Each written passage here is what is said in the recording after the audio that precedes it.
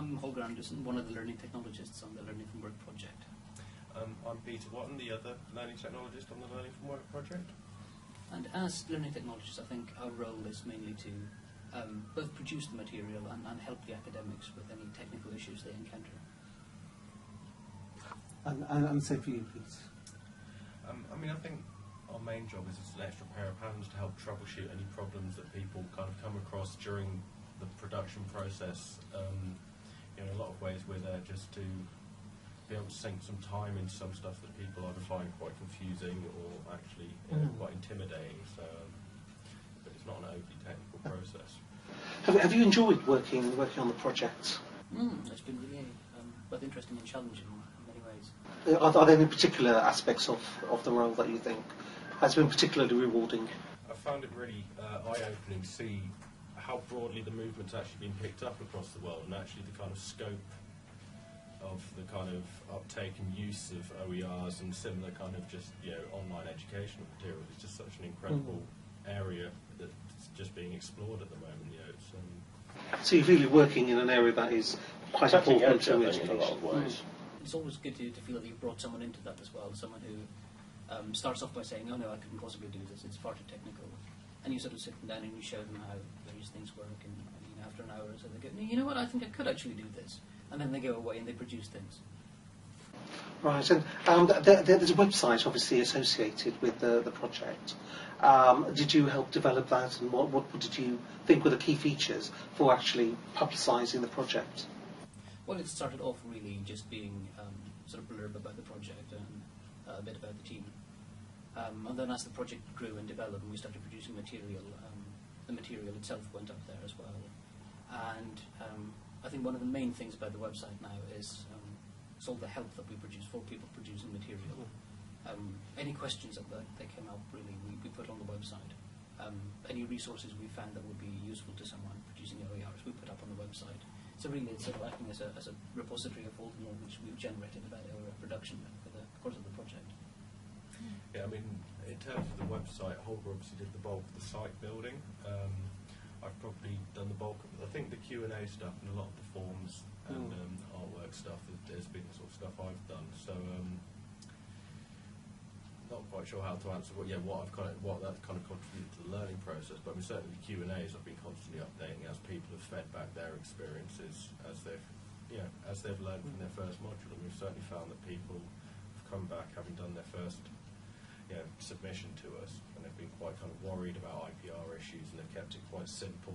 And but when they come to do their second one, they've realised actually it's quite easy, and then they've come back to us and said we'd really like to do something like this, something a bit interactive, or maybe use some video or use some sounds. It's really nice to kind of add those experiences to the sort of information we have on the website, which is what we've been doing, I guess. So I suppose, would you say that the two main aspects to this work, one is actually producing or helping to produce the artefacts, the actual things that people are going to use. The other thing is trying to find them. And would you say that the website would offer like a portal, a one-stop shop that people can visit to find quite a wide range of different types of OER? That's the idea, at least. And so you made it sort of searchable, sort of, with headings and things. I think what we've done is we've structured the website in a way that makes sense to people working specifically on this project.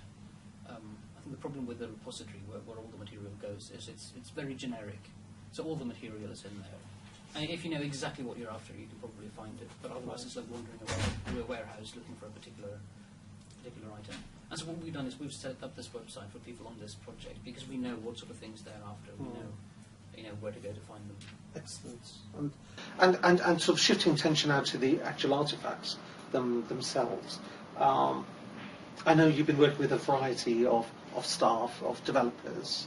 What lessons have you learned, especially around IPR, let's say?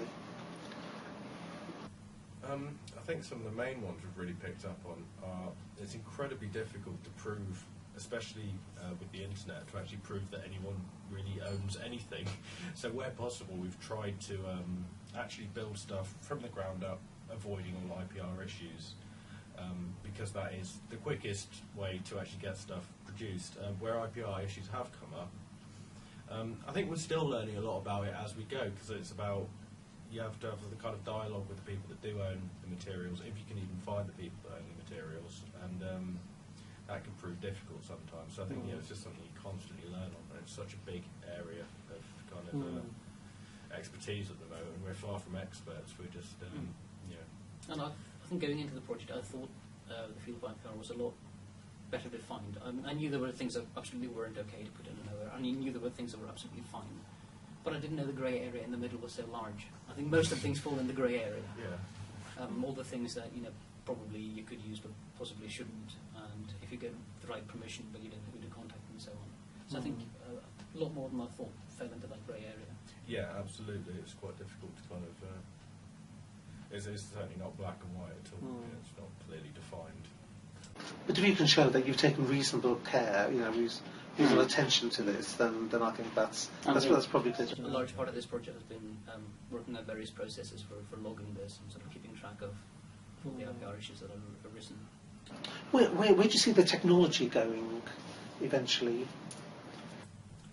I'd imagine to head towards kind of smartphones and more kind of interactive things. I mean, I think at the moment we've got quite a nice beginning model, and it's very accessible for people who are making their first OERs. I think it's going to probably move away from personal computer usage a bit. I think that actually being able to use video as well would allow people to take stuff on their phones, their iPods. So actually that's when they're travelling rather than kind of sat in front of a computer. So that'd be a big step.